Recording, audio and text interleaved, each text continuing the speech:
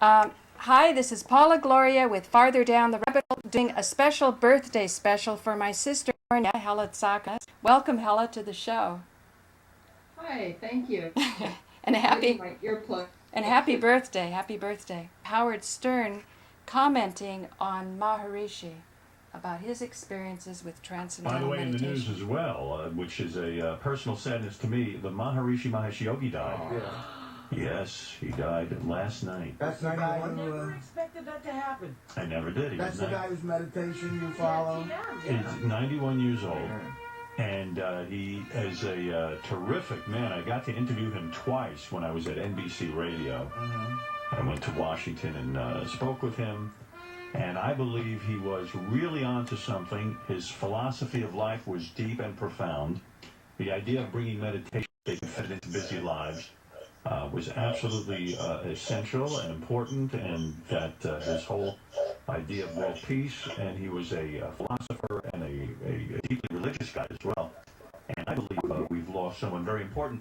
I was also saddened to see that in the newspaper they barely gave it any coverage. It's a small, and he's only remembered as the Beatles' meditation teacher. And I thought there was a lot more to the guy, and maybe his obituary in the New York Times will be a little bit more pronounced and a little bit more detailed, other than just the Beatles, which was a small blip on his radar. But yet it brought him to prominence. And I got turned, I will forever be indebted to the Maharishi Mahesh Yogi for saving my mother, who really was a very, very depressed woman, and really, I feel, on the edge of the envelope. And when I was in college, I used to worry about her all the time. My mother was very, very depressed. She had lost her sister, and it threw her into the worst depression that I could imagine. And I was really, really concerned about her for many years. And all of a sudden, my mother sees the Maharishi Mahesh Yogi on, I think, the Johnny Carson show. Either that or Merv Griffin. I think in this case it was Johnny Carson. So we're early 70s we're talking? We're talking about 1970... I'll tell you exactly the year. 1973. Okay. And I'm not good at remembering years, but when your mother's life is saved... Right. And you were in college, so that makes sense, 73, right? I was a freshman. And, my mother called me up. She said, and she sounded different immediately. And she said, I need you to do something. I want you to come to a transcendental meditation center with me. I said, oh, I know all about that stuff, mantras and all of this. And she said, my life's been changed by this TM. I said, oh, I know all about it. Meanwhile, I knew nothing about it. You always know everything. But, yeah, you know me. I know everything. And I told her, a mantra, and she figured I knew what I was talking about. I had no idea what I was talking about. But I was 18, had no interest in meditating or anything like that. Well, I went home, and my mother, I saw a difference in her. She was no longer this depressed, down woman. And my father, too, was sort of happy. And they described to me, they went to a TM center after seeing the Maharishi on Johnny Carson, and they got completely sort of misled. They thought he was going to teach them. They thought that he would be there. He wasn't there, but they have a teacher at a TM center and stuff. So she was all confused, and my father was like, what are we doing? What are we doing? My father's so not into this stuff. But because my mother was going to do it, they taught her quickly, which they teach everyone. You pay a fee and you learn this, and then you have this technique for life. In other words, a one-shot deal. You pay a couple of bucks, and then you have this technique. And so my mother did it, and I am telling you, the change was profound. I mean, a woman who was no longer depressed, like super happy, content, had a philosophy of life, understood death, understood... just wait for a bit until this is finished. Can you not hear? I can't hear it at all. I can't even tell you how happy the woman Hit was. refresh. I mean, I was like, what is How it, do you do dope that? her up or something? Let me call you. You're not going to press it without taking a pill. What's she doing over there? Yes, and aside from that, a lot of her ailments with insomnia and stuff were cured. And, so my mother drags me into a TM center. They teach me, and I was shocked by how easy it was and how quick it was. And lo and behold, I felt that nothing had changed inside of me. I said, well, I'm the same, but good for my mother, and I kept doing it. And I would say within a month, I quit a 3.5-pack cigarette habit a day, 3.5 packs a day. There's a little I quit. thing at the top. I suddenly became like not into smoking. Like it just kind of, it sickened me. And and I didn't even want to attribute it to TM because I want to attribute it to something else. But well, maybe because of the career you chose too. Well, a lot of it. Doing that, but I can tell you, that's how I quit smoking. Yeah, it was really weird. And Robin was a heavy smoker too. When I met her in Washington, Yeah. she was a real heavy smoker. I couldn't stop. And I talked to her about meditation. You had asked me about it a couple of times. You went and meditated, and then you quit. Like that's how I did it. But, I took up my meditation. And the cigarette smoking went out the window. I've never had a cigarette since. It started to irritate me in a weird way. Like I'd walk outside and smell fresh air, and I'd go, "Oh, this is irritating me." This cigarette, because I'd be smoking a cigarette outdoors, and it made no sense all of a sudden. Right. So I can't even tell you on what level it changed me, but that's like the biggest, most pronounced effect. And then the other weird thing is, I was always an insomniac. I didn't know how to get to sleep, and it regulated my sleep. I suddenly could sleep at night. So these two things are major changes in someone's life. See, everything you're saying, there's every indication, every logic points towards me rushing to a TM center right now because I have insomnia, I'm a smoker, I can't kick it, and what you just said, I never thought about it that way. The grotesque thought of lighting up a cigarette in like Colorado. Think about it. Oh, it's crazy. I mean, when it's awful. Nevertheless, I used to jog and come off the track and smoke. Yeah, I jog when I'm smoking. And I was heavily addicted, and I had no intention of quitting, which is weird. And not only that, I went out and played basketball, and after the day I quit, I went and broke my ankle. I tore all the ligaments. I was in a cast. That would have been the perfect time to smoke. Playing hoops? Yeah, I landed the wrong way. So the fact of the matter was, here, even with the cast and sitting around, you know how you want a cigarette? I didn't want a cigarette. It didn't become a problem for me. And so I've become the kind of person, I can't ever believe I smoked a cigarette. Right, Like, how me could too. I've never done that? So, the thing is that the Maharishi Mahesh Yogi had a profound effect on my life, especially, and I thank him for this, and wherever he is right now, I thanked him in person. I got a chance to speak with him, which was rare because mostly he's a monk and stays in seclusion for most of his life. Yeah, you hardly saw him. Occasionally he would talk, and I got to say to him, thank you. And he was really just a beautiful, beautiful man. I don't know how else to tell you. And I don't really proselytize a lot. I don't talk about TM a lot. But I do feel it has helped me with my creativity and all aspects of my life. You talk about some obstacles you've had. I told, we all talk about therapy, but TM created great breakthroughs in my own personal development. Remember, I didn't go home for 10 years. Right. It was after a TM weekend that I called you and said, I'm going home. Yeah. So yes. I have a question for you because you talked about how you got to interview him twice. And I'm probably one of a handful of people who's actually got to see that interview. Yes. And I wonder if it's not too highly personal, if you would ever put it up on Howard TV. And I'll tell you why. There were two things about that interview that were really interesting. First, I'd never seen you so reverent. Like it's a different Howard. And the other thing is, I've always heard you talk about TM, but I never understood what it was to you. And watching that interview, I found it fascinating how much it means to you and why you do it. Well, the reverence was because there's not too many people that you could look at in the face and say, thank you for saving my mother's life. So, this was, it gives me chills to say it. There is ultimate reverence for this man. I felt he was a living saint. And I felt bad that the rest of the world maybe never got to acknowledge this guy while he was alive. And but he has written some books that I think are very, very important. And, the funny thing was... He had a vision of the world that, he really wanted peace and enlightenment for everyone. I'll never forget, it was around 1975, I heard him say the communism in Russia will disappear and the Berlin Wall will come down. Something like that. And I went, oh, this guy is so nuts, and it all just unfolded. It was weird, like 2 years later. And not that he had special powers. I don't want to present him in that way. And the other thing I liked about him was, I was very concerned that this TM was maybe like a Scientology, like a religion or something. And there was no religion. Well, that's what I think of when I hear it. No, this was not a cult kind of thing. It was a technique. He said it's the same as brushing your teeth. If you buy a toothbrush, maybe you could buy TM. It's a technique I can give you that will relax you and help you. You don't have to switch from being a Catholic or a Jew or, you don't have to be into the Hindu religion. Be a Scientologist. He is a religious guy. He was raised, he's a very spiritual man, But he never looked at people and said, you have to join the movement. You have to, now you have to go out and join a religion. What religion is he? He was Hindu. Hindu. Yeah. But he didn't preach that. Right. I don't know anything about Hinduism. Right.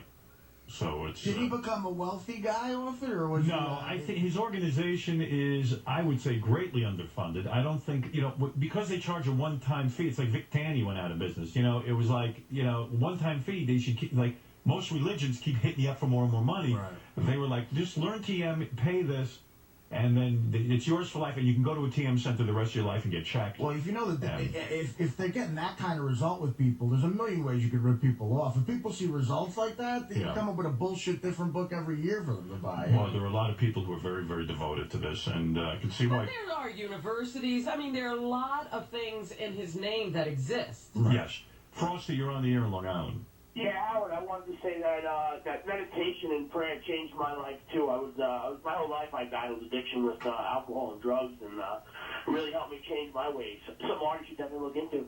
Yeah, my mom was at a real bad point, and my father, she wanted to end her own life. Sometimes she would say, "I don't want to live." Her sister raised her. She didn't have a mother. She had a tough life. And my father would even come home from work and say, "Why don't you start drinking? Let's become alcoholics together." He said, "We're so..." And my father doesn't really drink. He goes, "Because I'll do anything to help you." My father loved my mother. So I'll go become a drunk. Yeah, and I would sit there with my mother at the table, and she would just cry every day, crying, and then going upstairs, and I'd say, "Is she gonna hurt herself? Is she gonna make it?" And my whole high school was filled with that, and my high school years, and this change. And I remember going off to college feeling very unsettled. And this change that came over her was, I mean, you know her today. She's completely different. There's not a negative bone in her body. But you know me from when you first met me to now, and I do attribute a lot of the changes in me to my practices. Well, for someone from her generation to do something that radical, she was too. very open. I always think that was incredible of her to take up TM. Yes, it's a testament how desperate she might have been. Like it seems like a real hippie '60s thing to do. Well, my mother was always religious, and she said, "I never got comfort from my religion." She said, "This I got comfort from. I This saved actually my did life." a TM weekend with your mother. Do you know that? Yeah. We spent a whole weekend together meditating. Yeah.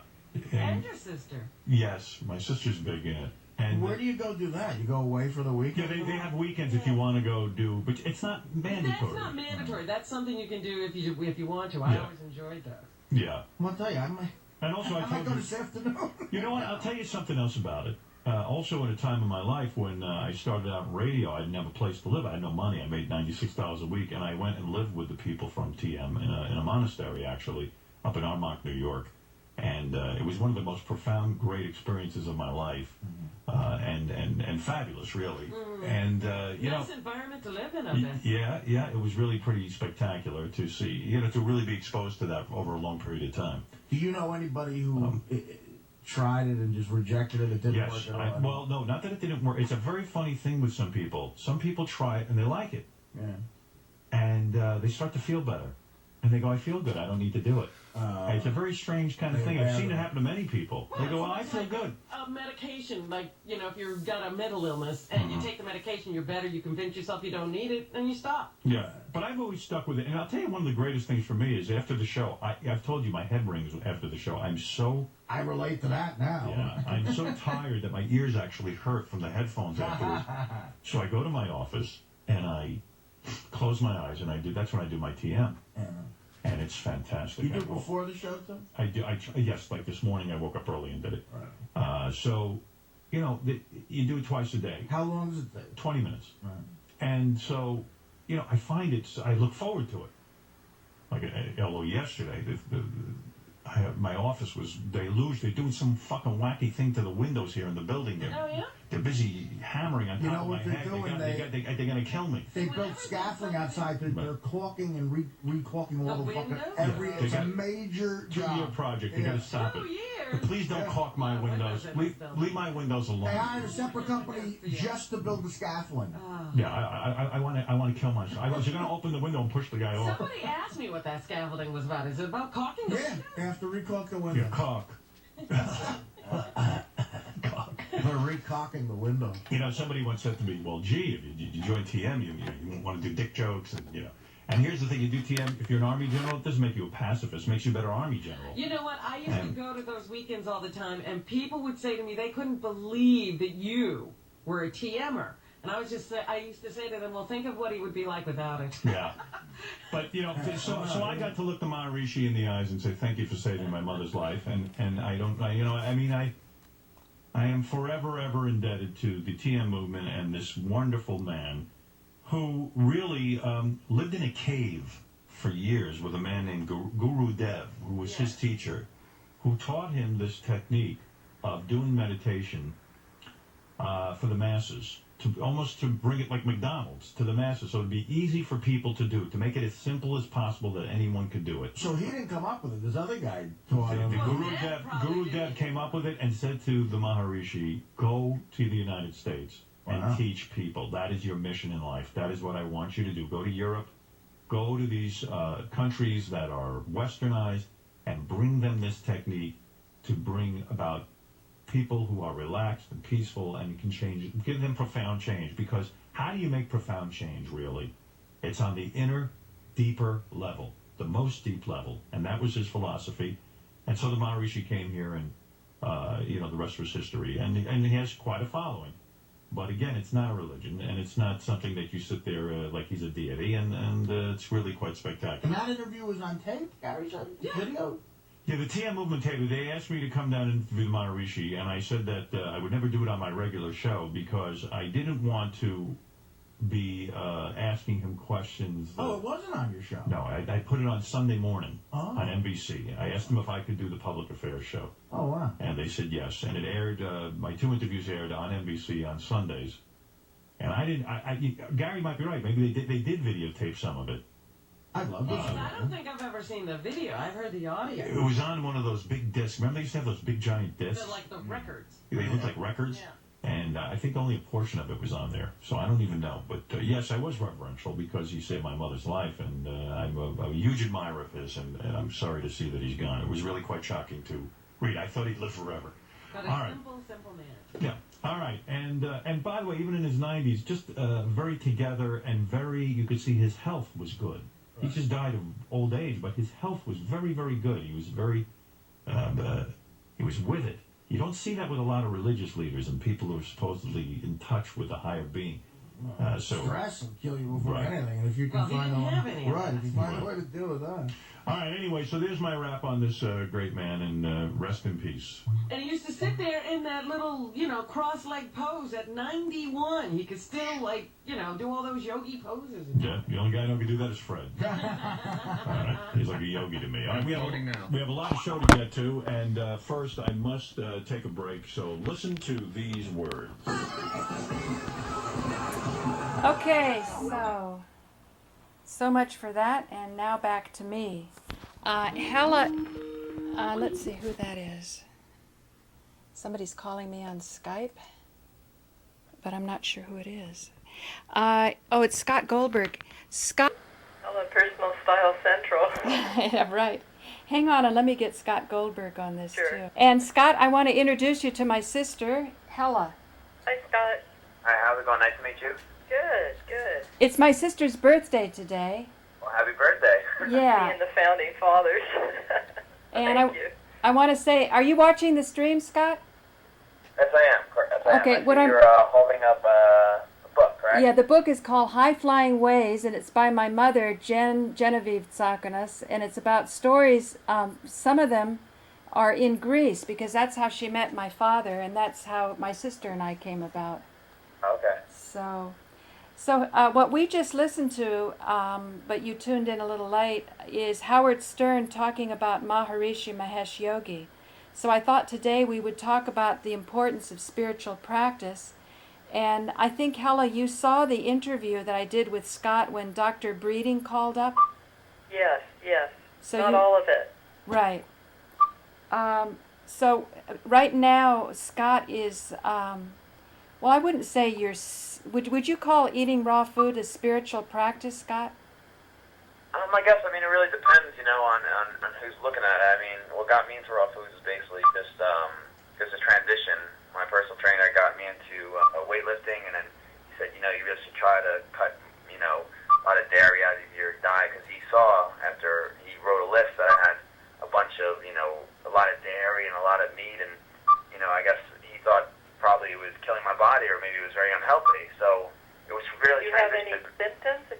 me butting in?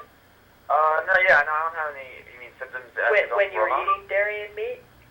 Yeah, I felt more full. I felt like, very weighed down.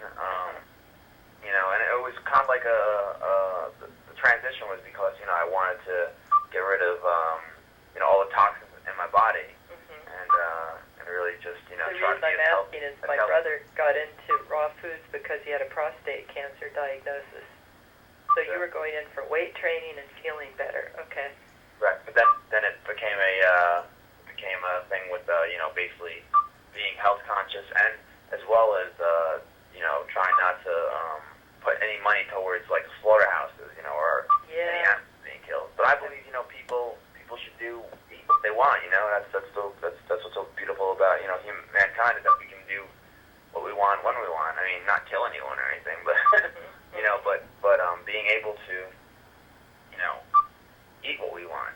I remember Paula, it was very interesting what you said, about, animals and like something about the spirit or something like that. Do you remember talking about that? Right. But I definitely want to talk about that. But there's a little bleep that keeps coming in. Do you know what that might be, Scott? Do you know what that noise is? It was just my battery. I'm sorry about that.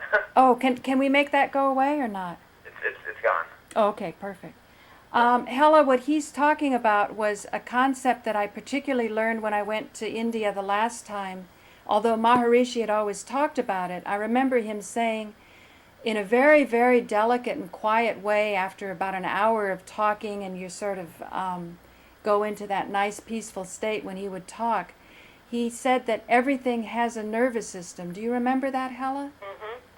How did you understand things. that? I remember the one about everything has a nervous system, but the lesser developed systems, meaning the difference between the development of a cow's body compared to a chicken. The less evolved the animal was, the less offensive it was to eat. He didn't use the word offensive, but a fish was a little more harmless, or a chicken. But when you get up to the nervous system, that's the word of a cow. It was a lot more to consider. I'm not paraphrasing it very well, but something popped into my head earlier, and that was Maharishi talked about when Scott said we all have choices. Remember Mother Olson? One of the you can explain who she is, but she was somebody that had Maharishi stay at her house when he first came to this country, and he felt that she needed the meat that she was eating, so he never put a trip on people about what you should or shouldn't do. My experience was, as I meditated, I made more choices that were tuned into what my body was really feeling and what worked for my body, not somebody telling me. Yeah. Because we're all individual, and I'm not implying somebody was telling you, Scott. Somebody made a suggestion. It sounds like it worked. Right. But just the ability to even know how we're feeling is tremendous, to tune in and calm down, so to speak. Howard Stern stopped smoking, but we'll go into that later. But getting in touch with what you're reacting to and eating and following that, if you aren't running all the time, running, and you're just out of tune with your body. Sure. I think also as long as you feel good doing what you're doing, if you eat meat, if you don't eat meat, whatever, that's all that matters, But I think a lot of people are also sick of how the animals are treated in the slaughterhouses. So that's, I think, one of the reasons. Yeah, it just came up last night on the news. Did you see that?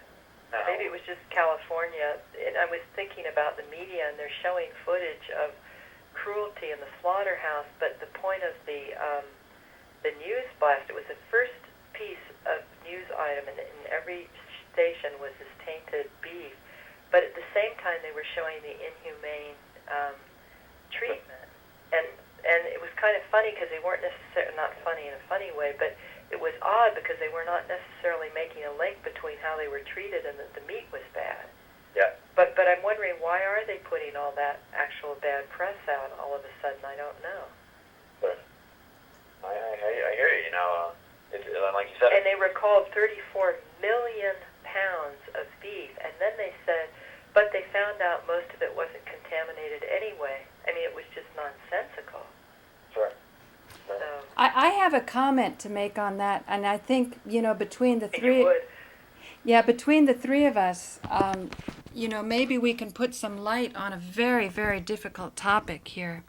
First of all, when Maharishi said everything had a nervous system, I don't think at this point he was referring to the hierarchy of how much karma you want to take on to nourish yourself, because he would also talk about a chicken being a fast-moving vegetable, in a lighthearted way, that when he had some devotee who was absolutely not capable of handling a vegetarian diet and whose health was responding in that way, he was trying to just encourage him to say, look at, accept where you're at and build up from there until you can evolve to the place to where you will do less harm, because I have interviewed and worked with people who do not eat any food at all. So they don't even have the karma of the vegetables, because, we can do measurements if not have the psychic ability to pick up on the nervous system and the pain of a plant. And when I was in India, I had touched a piece of wood that had this miracle done where the wood had bled blood. And it's still a bit of a mystery to me where the blood came from, but I do know the peacefulness that I experienced when I touched this wood was extraordinary. But as my consciousness expanded and became more sensitive, I also experienced that this piece of wood was somebody's body. It was the body of the tree. And I felt the sacrifice and I felt the pain of the tree, but I also felt the contribution that the tree had been making. It's Christmas. Yeah, well, like, okay, you cut down a Christmas tree and you bring it into your house. That's also a pagan thing. I have to say, since I'm from Berkeley and it's my birthday, I can be a little butting in today, I think. This is a true story. On my street where I live north of campus, UC Berkeley, a woman was screaming hysterically as a redwood tree was being cut down. I mean, as if she was being murdered, and it was just the most, I'll never forget it, And you'd say, yeah, it's the Berkeley nut, and of course that's an extreme example, but, there is something to what you're saying. Well, the only point I'm saying is that we have to take all of this and work it out for our life, how it makes us balanced. Yeah. Because I was a vegetarian for 25 years, and when I came to Bulgaria once doing a flower essence conference, There is something to what you're saying. Well, the only point I'm saying is that we have to take all of this and work it out for our life, how it makes us balanced. Yeah. Because I was a vegetarian for 25 years, and when I came to Bulgaria once doing a flower essence conference, I got to the point where I was absolutely shaking, and it had been something in my awareness for a while that perhaps I needed to eat some meat, but in my arrogance, in my spiritual arrogance, I didn't want to be in that category. I wanted to be one of the more sublime and evolved people. But I was just face to face that either I stopped trying to do the work I was trying to do, which was to come to an area like Bulgaria with just huge stress. It had all the poverty of India, with none of the spirituality, and yet such huge souls that were incarnated there. And I ate a hamburger and I felt better, and it was a very humbling experience. It's funny, I was never a vegetarian out of spiritual arrogance, but I guess we all have our reasons, but more the cruelty and some kind of a repulsion, which I'm feeling again in the last year. Right, right. It's individual, but it's interesting. The thing for me was I used to, when I was very much into, when I was hardcore into like being vegan and I first did it, I was really upset. It's kind of like 9/11, for example. When you hear something so shocking or something, Yeah. you really want to tell people about it. You really want to say, well, open your eyes. And that was basically the whole thing at first. And looking back, I think it was a mistake to have told everyone, oh, you eat meat, that's so bad for you, going to die. That's how I was, because I was so infuriated with how these animals were treated. Yeah. But as time went on, I learned more of how to talk to people. I learned to lead by example, because if people were interested and they said, oh, wow, I want to learn more about it, that's the best way to make a change, I think, if they want to make a change, is for them to do you. Well, emotions, they come and go in different ways. I'm upset about the fur industry. what happens is people hear about it. At first they react, and then they fall asleep about it again. Yeah. And so when I saw this, the cruelty with the cows in the slaughterhouse, it sort of reawoken something, and then you think, how are you going to bring people's awareness up in a way that isn't shutting them down?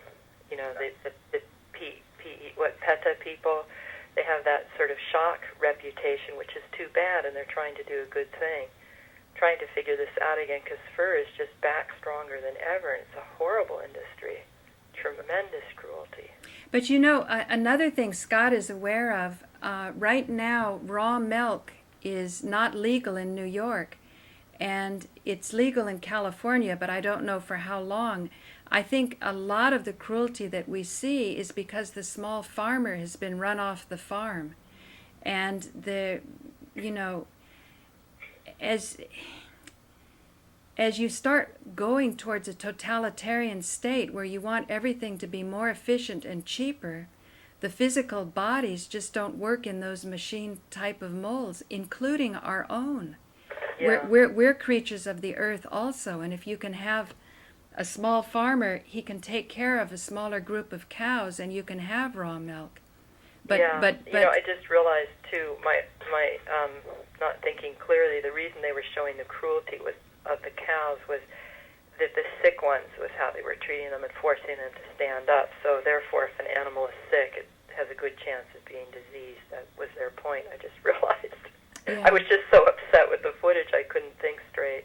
Well, but that I think is what Scott was trying to talk about, is to pay attention to the shock that's happening and to see if in our anger and indignation we're really accomplishing what we could be accomplishing if we could sort of extract ourselves from the shock and look at it in a very level-headed way. Right. That's why I'm talking about it today, because I don't watch TV very often, and I don't know if either of you have had the experience. And when you do, it's so powerful. I mean, it's just like a knife when you see something especially like that. And it's very hurtful. And then you recuperate from the shock and think, okay, now what'll I do? What do you think, Scott, about that? Scott? Yeah, I think, you know, honestly, I mean, it's really a tough situation. I mean, because you got so many people who are believing one thing and people who believe another thing. I think it's really up to the person. That's a good point.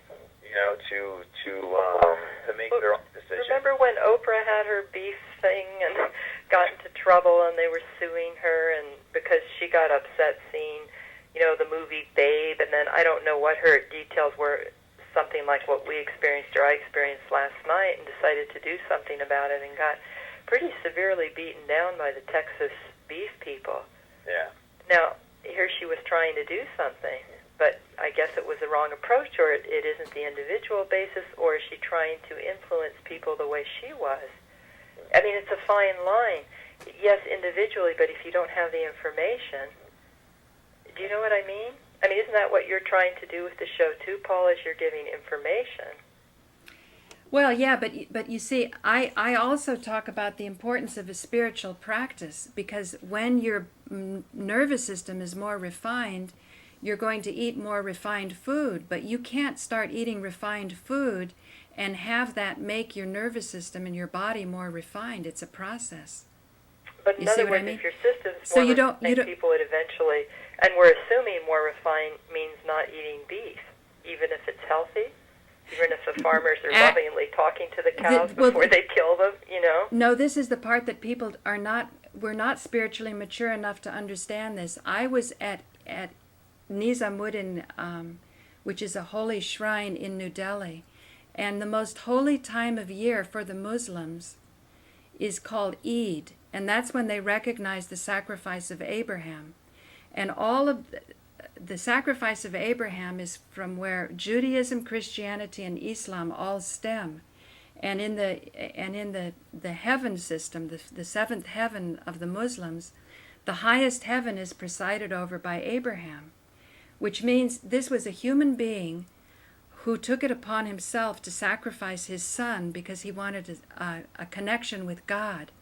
And this is something that, because of the shocking nature of television that you're talking about, where we're so stupefied that we can't really develop the maturity that we need to go to the deepest level of spiritual practice, which means manifestation, we tend not to even consider what the sacrifice of Abraham was. We just sort of flee away from our old religions, particularly Judaism, because that's definitely grounded in the sacrifice of Abraham.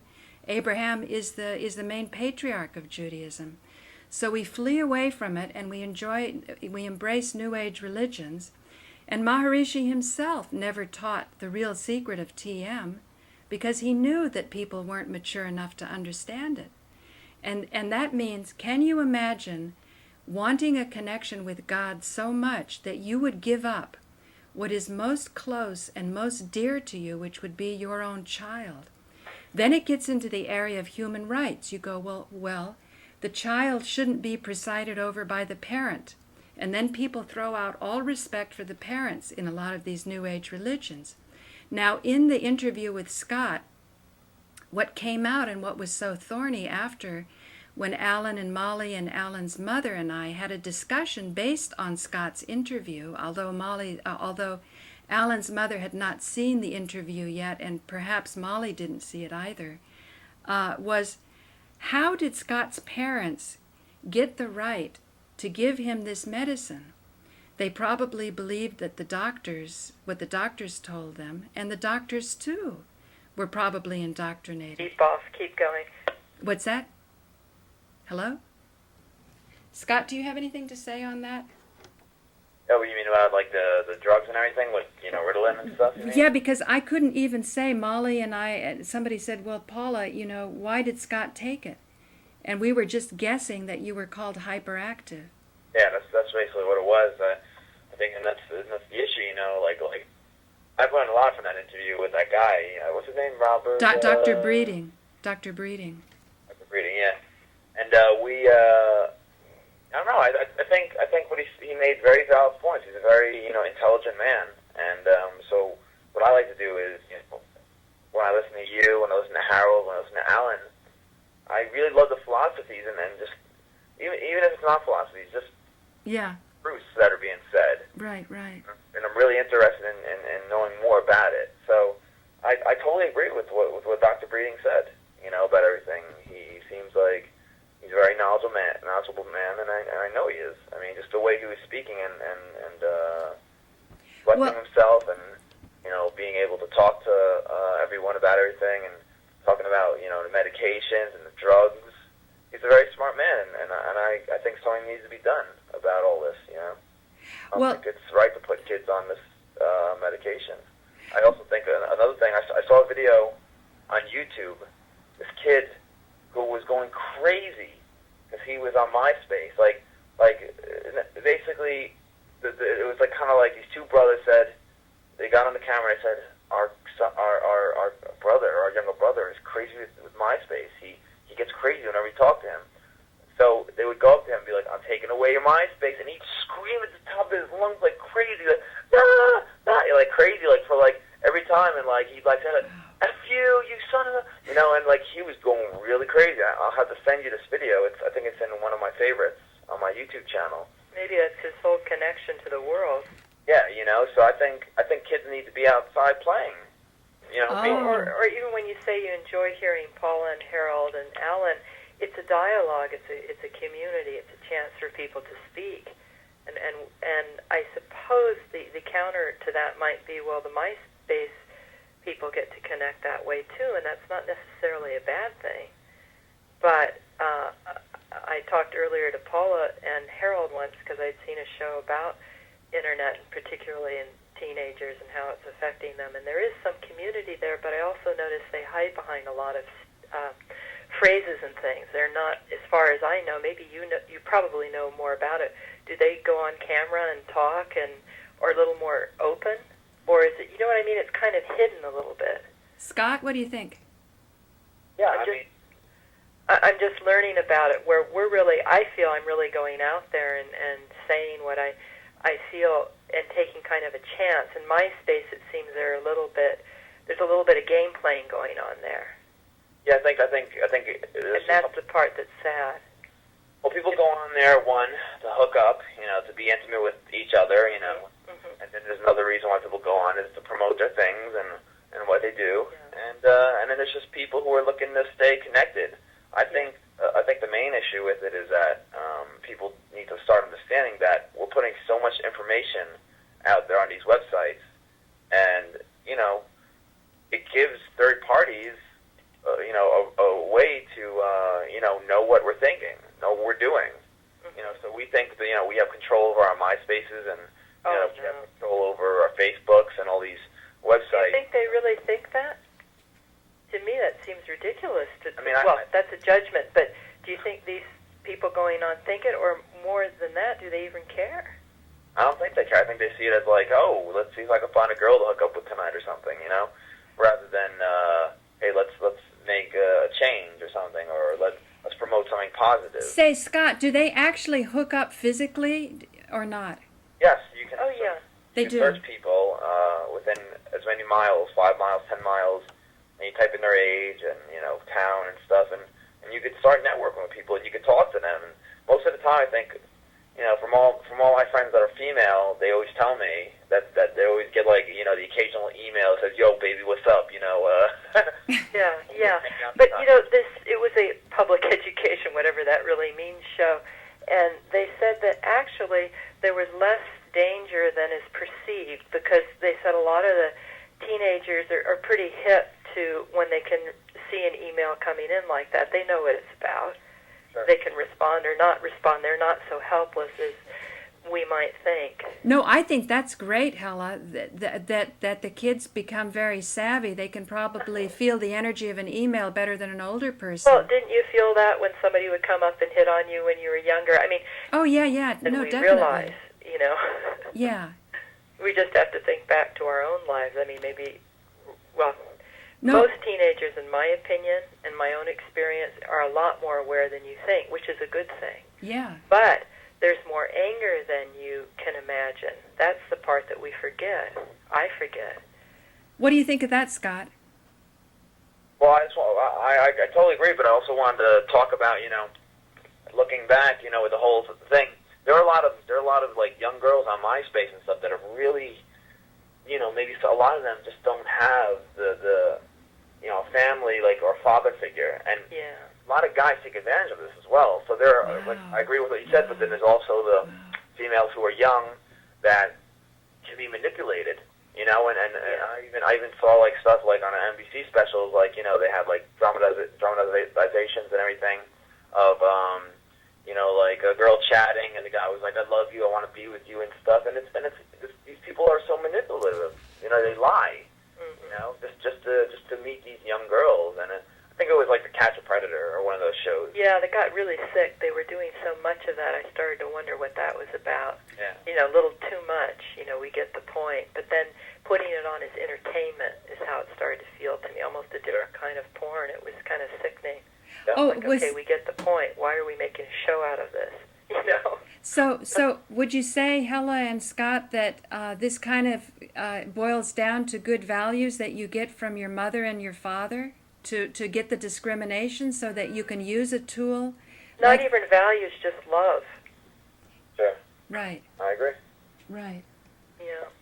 Well, so then can we say that if people are willing to take a risk and express themselves in a loving way over the internet, then the tool of the internet can be valuable, and we can start to empty the slaughterhouses, that it's a process like this?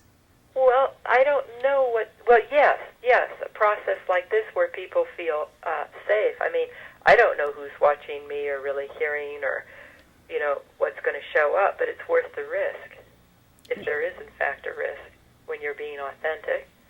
Well, but by a and it does go back to what Scott said earlier, and you did too. It's the individual. I mean, remember Maharishi talking about world peace, and it starts with the individual, it spreads out into the family, the community, and starting from a small scale going out, but raising consciousness. Actually, the other part I was going to say is trying to solve problems on the level of problems. But you've got to get more individual, expanded consciousness, which I believe your show's trying to do, raise awareness. Yeah, I must In say... a non-critical, non-judgmental, it's very hard because everybody I've heard on this show, including myself and a lot of the videos, we can't help but to have judgment fly out, but you feel it's with good intention. I think it's okay to have opinions and judgments and work with that. Like, I think for me... it's part of dialogue. Right, because you have to take a stand somewhere, too. But I think for me, the biggest revelation I've made about coming from my family, you know, as opposed to all of the different cults that I've been involved with, is that my family seems ready and willing to take a risk and be vulnerable. Like the show that I did with Daddy and with George talking about the early days at the post office. It sort of, it brought something out in me that there's a kind of creativity involved. You know, we weren't from the professors' families or sitting on some of these institutions that perhaps today I can be critical about or point out to for people not to give their power over to, when a bus driver can figure out better what happened to the World Trade Center than an engineer who's afraid of losing his institutional funding. I mean, this is a time of breakdown in society, and it seems as in the scramble, who's going to pick up the pieces and run with the most important... Well, don't you think that's been going on since history? Who was it Epicurus, one of the most famous founding fathers of Stoicism? Wasn't he a slave? Yes. He came up through the ranks. Well, he was one of the Roman emperors. He was actually more than a slave. He was only a slave because the Romans took over the Greeks. I think he was possibly Greek. So he was, you know, he was educated. Mm-hmm. Anyway, what do you think on that, Scott? I really don't know much about the Romans and the Greeks. I mean, No. What I mean by that is is about 9/11 truth. Why aren't the people in the institutions who know better, who know that airplanes don't knock over buildings, why are they not saying anything? And as a result, you have these fanatics like Alex Jones sort of gathering up these young people with a lot of angry energy and getting them to focus on scapegoats and sort of move away from love, actually. Well, money and power, they don't want to lose their position, I would imagine. And they're going to keep on lying, you know. They're not, whoever they are, you know, they're going to keep on lying, and it's really, and that's why I don't believe that elections really, especially with the Diebold machines, you know, we don't pick who's the next president. You know what I'm saying? It's really a shame. I mean, that's my opinion. I don't know how you guys think about that. Paula, what do you think about Maharishi saying the president's a result of the group consciousness of the country? Well, I'm glad you brought that up. Scott's probably never heard that. Oh, I brought it up. Maharishi Mahesh Yogi said that the government is a reflection of the consciousness of the followers, of the people in the government, or who are affected by it. And there's something very profound about considering it deeply, because you begin to see, like, some of the most sophisticated work that I've seen done on the no planes and the 9/11 takes a big exception to the media, to say the least. And I'm convinced it was a media job. But by the time they have the all-star cast of the biggest criminals behind this, you begin to see these are the most respected media people in this society. So when you start to meditate on this revelation, and you go, now what to do about this? You know, what if I ever was at a party with one of these people? You know, how do you create a connection? And here's where I'm at, and I'd like to hear both you, Scott, and Hella, your thoughts on it. At the end of the day, this is the media that people want to watch. That's what they want to watch.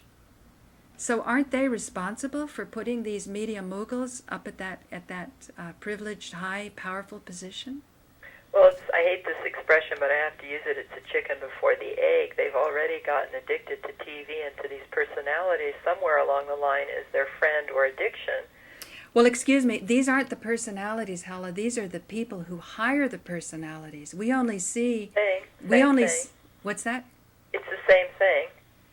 Well, not really. Howard Stern is not one of the people that is being held up as one of the people who are the enemy of the state.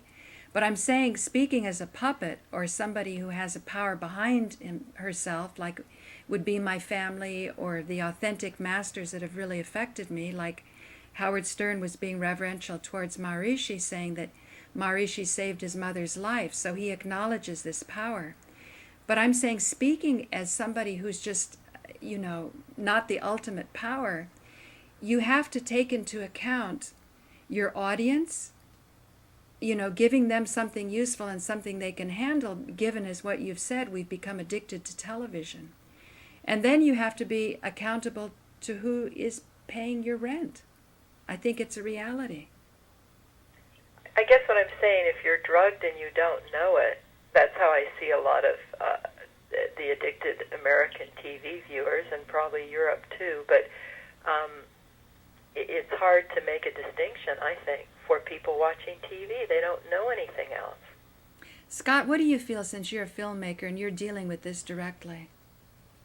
I think there's always going to be corruption with the media. I mean, I don't think the way it seems to me with all these elections is that, to me it seems like they decide who they try to sway the voters, and that's not how it should be. I mean, Fox News, I guess, would be a prime example of that, and how much. I mean, look, one can say, well, they're just doing a job, they're trying to make their money, but it's like, why get this information out? It seems like that certain news organization has an agenda.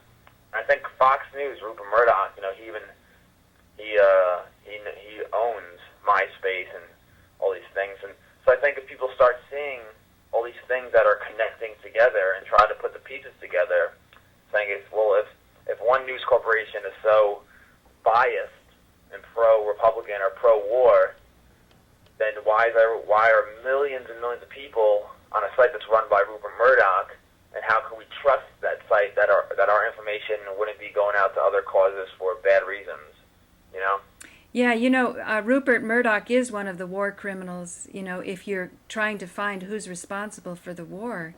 Yeah. And so, what you're saying is very critical. But how about this, Scott and Hella? How much do you think people really believe what they see on TV? And could the young people, like you're saying, who can sort of suss out an email that's phony from one that's authentic, are young people more discriminating than older people? A lot goes through my mind on these things. I'm wondering if young people are numbed out and bored by the news, and that's why they're so triply into MySpace. I mean, let's go back to our own teenager years. I never paid attention or believed television. I'd rather go to a nightclub or do something else real. So that could be what's happening. MySpace, Internet's real, it's community, it's interaction. To hell with TV, there's nothing there. Yeah, but you see, what I'm saying is, if Rupert Murdoch is also owning MySpace, that means that you could stop on a dime any kind of viral message going through, because you're controlling it from another level. Well, I don't think they care, because they're still connecting with their friends on it. So it wouldn't matter either if he owned the nightclubs. Then either it's a place to go meet. As long as you're meeting, and I think that's what younger people are doing, and I'm really encouraged to see that. And I'd like to see older people physically meeting. Definitely. I don't think they know how. If they could get more into the computers maybe could be a beginning for them to meet. Internet, because so many people are isolated in their houses and afraid to go out. Or, gee, it's too late at night. And I'm tempted to tiptoe into a totally different subject on the happiest people in the world are in Denmark, and that was really interesting, but we'll come back to that. Well, let's. Scott, do you have anything to say before we go into the happiest people in Denmark? Well, connecting the younger generation with the older generation, I think what needs to be done is everyone needs to at least be interested in meeting up and being able to connect with one another, because I think that's the most important thing, is to be able to connect. Because if we can't connect with each other, then how do we expect to share our views or agree? Not everyone has to agree with your views, right, but at least respect. Connect in a non-threatening way. Yeah, exactly. So. But I think there's going to come a point where the connection is going to be a little bit risky, because I think if you're going to say the same old boring stuff that television says, why would a younger person be interested in your story? The only way I think you could get a younger person's interest is if you can tell them something that's going to make a radical difference in their life. Because kids are interested, I would think, in something that's, by radical, I mean exciting. Does that make sense, guys? Or not stereotyped to them. They can still feel the difference between phony and real. Yeah, well, for example, if you take a lot of the myths that the television has been perpetuating, if you can have an older person that has the strength to stand up and say, no, it did not happen that way, boy, I bet you'd get a lot of attention from younger people. What do you think, Scott? I mean, it depends. I agree, but it also depends on what you're talking about. Like, for example, could we talk about, I guess, 9/11? I guess it would be like, for one example, if an older person were to speak up and say they don't believe it, let's say around a group like New York 9/11 Truth or Weird Change, then I think the younger people would definitely respond and try to talk to him and try to persuade him, because that's what they believe. Yeah. I mean, it's really a double-edged sword. You have two sides of this, and will I take any sides on it? No, but I think that it's definitely something that needs to be talked about, especially with the younger generation and the older generation. I think everyone needs to try to connect if we can. I mean, there's so many people in their 80s that don't even know what the internet is, so because they're afraid of it, yeah. Yeah, because they weren't brought up in that type of era. Now it's a different era. Now we have the internet. We have all these websites and all these meeting websites. So, I think there might be too big of a rift between someone who, let's say, is 80 or 90 years old compared to someone who's like 19. No? Well, I have a feeling if my father does do the internet, and, once in a moment of great passion, I said, Daddy, why don't you fire your doctors, because this chemotherapy just doesn't make any sense. And he told me, Paula, don't talk to me about it. He hung up on me, but he picked up when I called back, so he admired my persistence. And then he said, I will talk to you about anything but this. I'll talk to you about the Jews. I'll talk to you about,